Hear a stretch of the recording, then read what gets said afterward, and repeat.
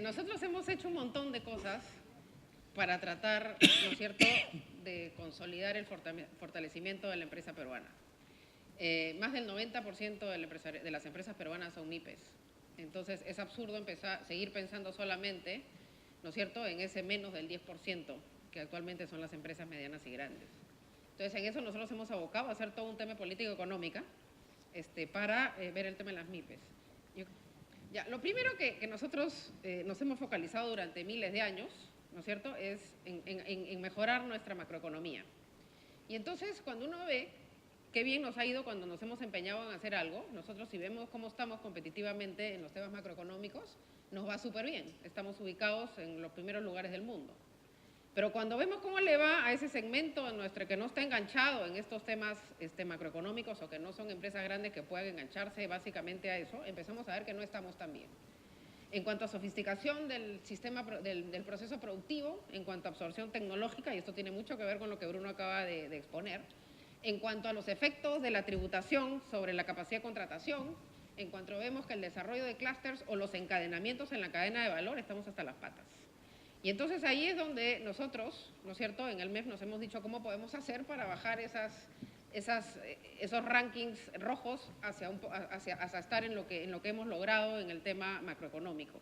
Y hacia eso están dedicadas casi todas, ¿no es cierto?, nuestras medidas, las medidas que hemos venido sacando últimamente y que queremos ahora empezar a comunicar y promocionar, porque yo creo que esto lo que sí va a hacer es que esas empresas nuestras, ¿no es cierto?, logren ubicarse en una situación mucho más expectante a nivel global.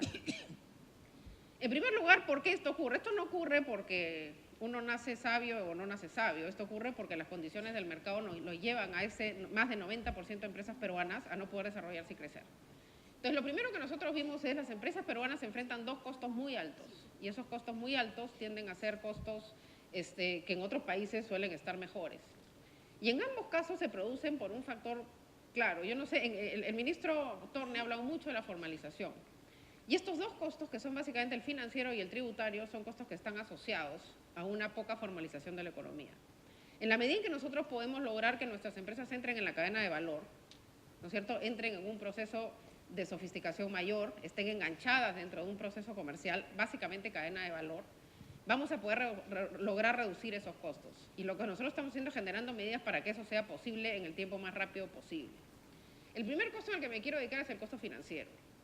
Lo que uno ve es que en el Perú el acceso al crédito ha crecido de manera muy fuerte.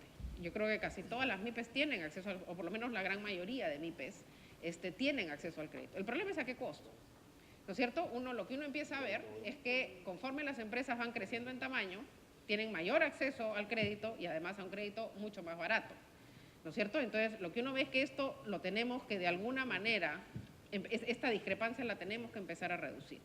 ¿Por qué? Porque hoy día las MIPES enfrentan dos costos muy altos, como dije, tributario y financiero, y eso les hace imposible su desarrollo. En el costo financiero, ya dijimos, vemos que las tasas de interés tienden a ser muy altas para que una empresa pueda invertir en su propio desarrollo, ¿no es cierto?, pidiendo crédito al sistema financiero. El segundo costo es el de la cadena de valor. Y acá es donde quiero hacer un hincapié muy fuerte, y ahí hemos creado, ¿no es cierto?, un sistema tributario que lo que busque, ¿no es cierto?, es que meter a la empresa en esa cadena de valor, y eso es lo que le va a llevar a la reducción de sus costos tributarios. Actualmente, ¿no es cierto?, nosotros tenemos varios regímenes tributarios, que básicamente son departamentos estancos entre sí y que le crean a la MIPE la necesidad urgente de un contador al que le van a tener que pagar para decirle qué hace. Si es que va al RU, si es que va al RER, si es que se queda en el régimen general, y normalmente la mayoría se sale del régimen general porque tiene una tasa demasiado alta. Nosotros lo que hemos creado es un régimen que lo que busca es básicamente llevarnos a la convergencia de un solo régimen tributario para la MIPE. Una vez que la MIPE entiende cómo funciona, no se mueve de ahí y sigue creciendo y se olvida del sistema tributario y se dedica a desarrollarse, que es para lo que está, no para estar haciendo análisis de cómo hace para pagar menos impuestos o cómo hace para evitar a la SUNAT.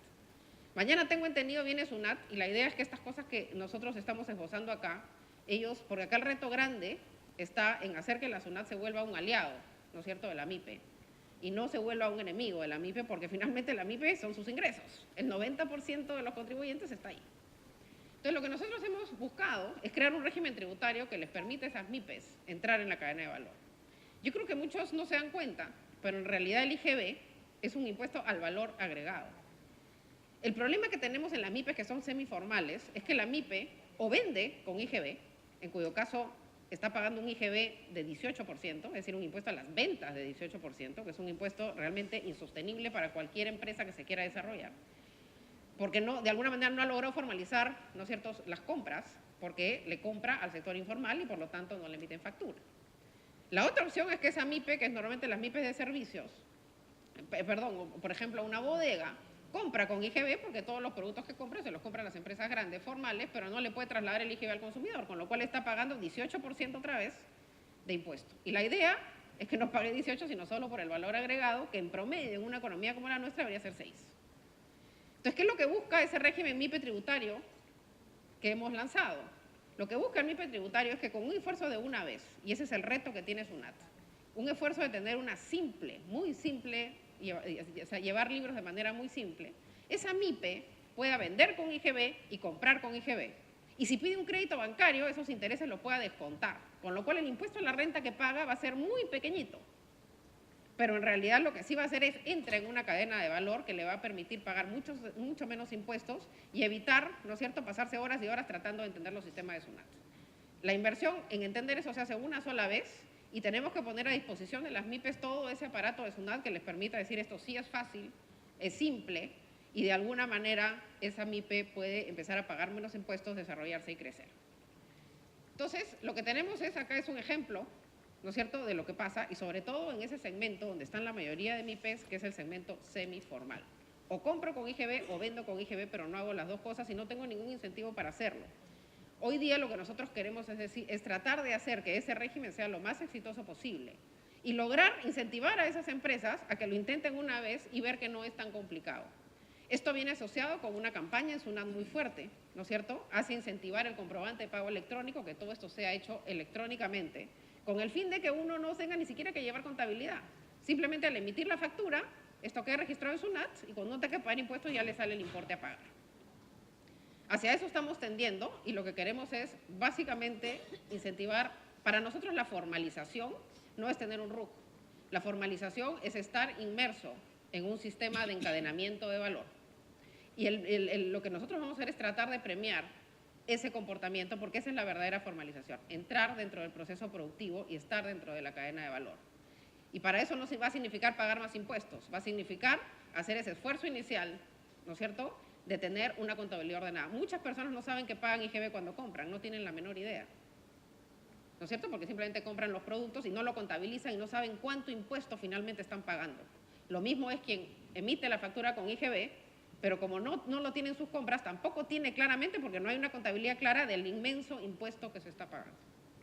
Esta es nuestra medida más importante y a la que le vamos a dar todos los incentivos posibles. Para eso hemos creado, ¿no es cierto?, un fondo que actualmente tiene 700 millones. En la medida en que este fondo funcione, ¿no es cierto?, lo vamos a ampliar. Y lo que busca el fondo es básicamente, hemos creado un fondo general y otro para la zona de desastres en el norte del Perú, es que va a dar dos beneficios, porque esto lo que va a intentar es bajarle el costo, ¿no es cierto?, tanto financiero como tributario a la MIPE. Acá se van a otorgar líneas, ¿no es cierto?, a través del sistema financiero, que lo que le van a dar a aquella MIPE que entre en un proceso tributario de cadena de valor, ya sea MIPE tributario o régimen en general, la posibilidad de dos cosas. Si pide un crédito para capital de trabajo, se le va a dar un bono al buen pagador. Es decir, si uno pide un crédito por 100, se le va a reconocer solamente 90 de ese crédito, lo cual le genera un impacto muy importante en la tasa de interés, de casi 10%. Es un impacto implícito. La tasa de interés la va a dar la IFI, pero a la hora de que la deuda de uno baja, el impacto total sobre lo que paga va a ser casi de 10%.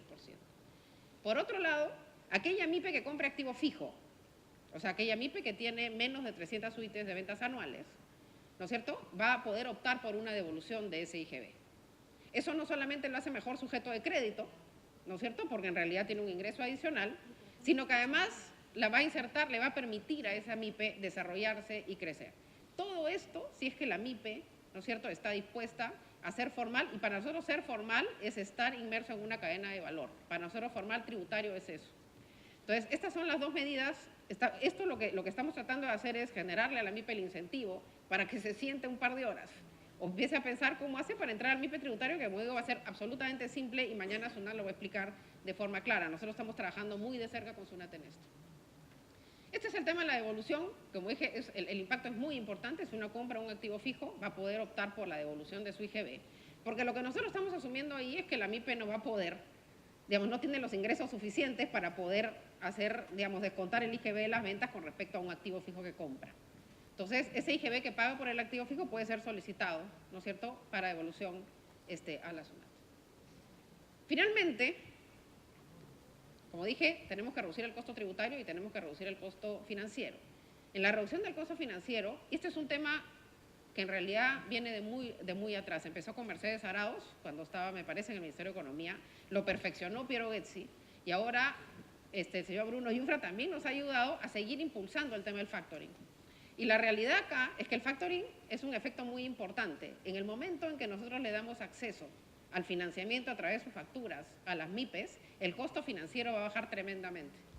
Yo antes de entrar trabajaba en una empresa que tenía un fondo de factoring, y una MIPE que le proveía de bienes a una empresa más grande podía acceder a créditos de corto plazo de más o menos 4 o 5% de tasa de interés.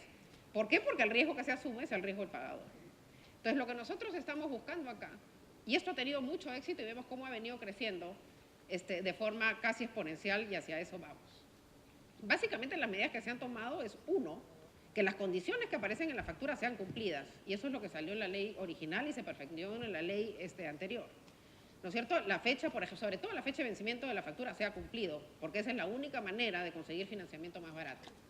Dos, y esto sí lo hemos hecho ahora, es reducir el impuesto a la renta, ¿no es cierto?, de esos intereses de la factura a solo 5% y ya no 30%. ¿No es cierto? Entonces, quien compre la factura va a tener que pagar un impuesto mucho menor. Luego se ha dado un incentivo muy fuerte a la creación de empresas de factoring, ¿no es cierto?, que son las que van a comprar las facturas. El rol de estas empresas es muy importante en los segmentos de más riesgo. Entonces, aquel que tiene acceso a una empresa de factoring le van a poder descontar su factura, ¿no es cierto? Y todo esto es competencia mayor en el sistema financiero, que le da acceso a un costo de financiamiento mucho menor. Básicamente, todavía quedan en procesos de implementarse, de hacer esto mucho más efectivo, pero lo que ya vemos es que esto ya es un proceso en marcha, y lo que estamos buscando es que esto siga creciendo de manera exponencial. Finalmente, está la prórroga, ¿no es cierto?, del pago del IGB. Acá lo que hemos tenido es que muchas pymes, ¿no es cierto?, tenían que pagar el IGB al momento que emitían la factura y no les habían pagado.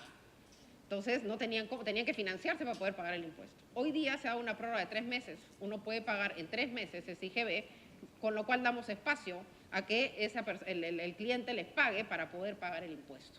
¿No es cierto? Estos SEADOS son para empresas micro y pequeñas, que son menores, digamos, cuyas ventas son menores a 1.700 UITs, y lo que estamos pagando es postergando por 3 meses.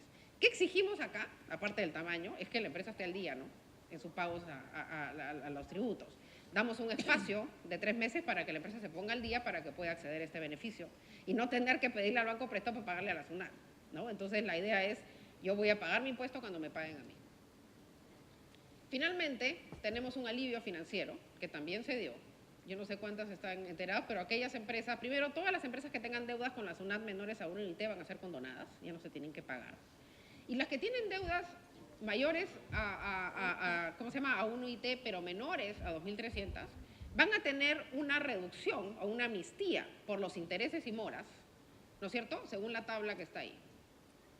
Aquellas empresas que venden más de 2.000 UITs, básicamente, las que venden de 0 a 100 UITs, van a poder descontar esos intereses y moras hasta el 90%. O sea, se les perdona prácticamente todo el interés y mora de esas empresas que están en litigio con la SUNAT.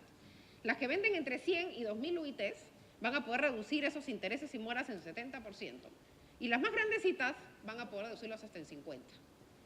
¿No es cierto? Quedan excluidos de esto, obviamente, las cosas que no se pueden perdonar porque no son un ámbito de la SUNAT, que son la ONP, salud, los pagos del impuesto a la renta del 2016, deuda concursal, aquellas que están sentenciadas por delito tributario o aduanero, o el sector público nacional. Entonces, acá, aquellas empresas que ahorita están atracadas en SUNAT con deudas que no pueden pagar, la idea es acogerse a esto, sanear sus deudas y empezar, obviamente, con un régimen mucho más beneficioso, que es el MIPE tributario, que implica una tasa del impuesto a la renta solo de 10%, ¿no es cierto?, y que además les permite pagar menos IGB por el encadenamiento en la cadena de valor que acabo de mencionar anteriormente. Eso es básicamente todo. Yo creo que lo que nosotros queremos en este momento es darles herramientas a las pequeñas y medianas empresas, que son abrumadoramente la gran mayoría de las empresas en el Perú, para que puedan desarrollarse y crecer. Nosotros queremos, digamos, mañana, como dije, viene SUNAT y la idea es tener los canales necesarios para que todas estas dudas, ¿no es cierto?, se acojan, opten por estas herramientas y consigan bajar sus costos tributarios y sus costos financieros con el fin de que puedan invertir en que sus utilidades sirvan para invertir en su propio negocio y no necesariamente para pagarle al banco o a la SUNAT. Muchísimas gracias.